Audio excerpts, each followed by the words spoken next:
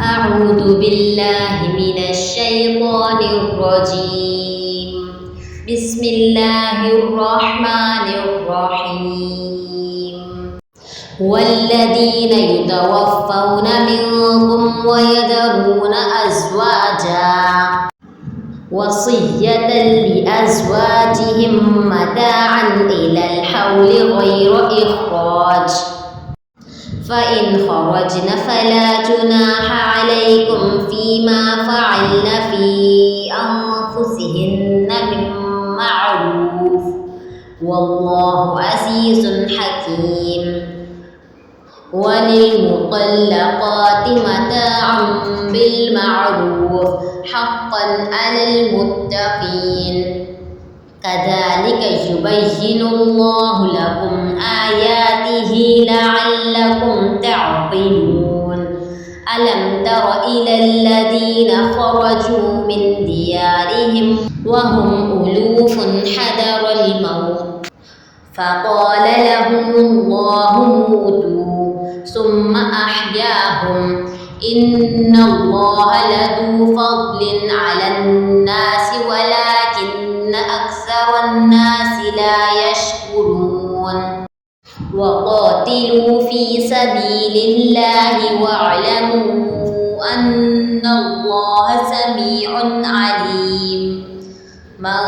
ذا الذي يقرض الله قرضا حسنا فيضاعفه له أضعافا كثيرة والله يقبض ويبسط وإليه ترجعون. ألم تر إلى الملأ من بني إسرائيل من بعد موسى إذ قالوا لنبي لهم ابعث لنا ملكا نقاتل في سبيل الله قال هل عصيتم إن كتب عليكم القتال ألا تقاتلوا قالوا وما لنا ألا نقاتل في سبيل الله وقد أخرجنا من ديارنا وأبنائنا فلما كتب عليهم القتال تولوا إلا قليلا منهم والله عليم بالظالمين.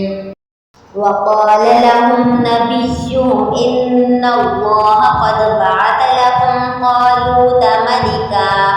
قالوا أنى يكون له الملك علينا ونحن أحق بالملك منه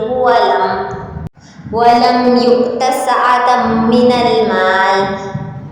قال إن الله اصطفاه عليكم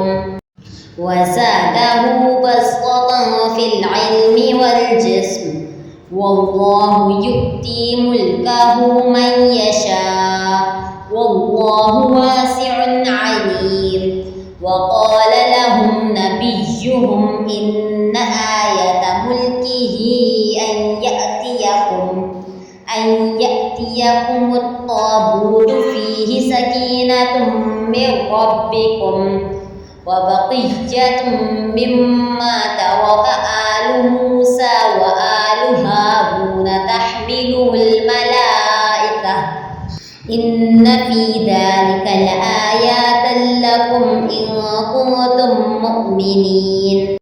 فلما فصل طالوت بالجنود قال إن الله مبتليكم بنهر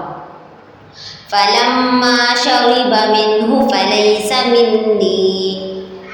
ومن لم يطعمه فإنه مني إلا من اغترف غرفة بيده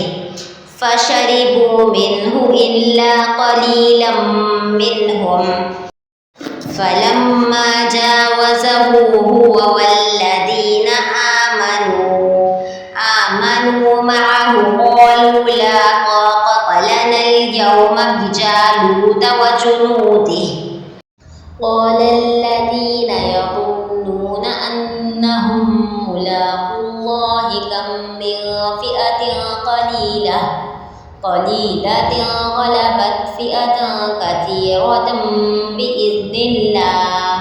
والله مع الصابرين ولما برزوا لجالوت وجنوده قالوا ربنا أفرغ علينا صبرا وثبت أقدامنا وانصرنا على القوم الكافرين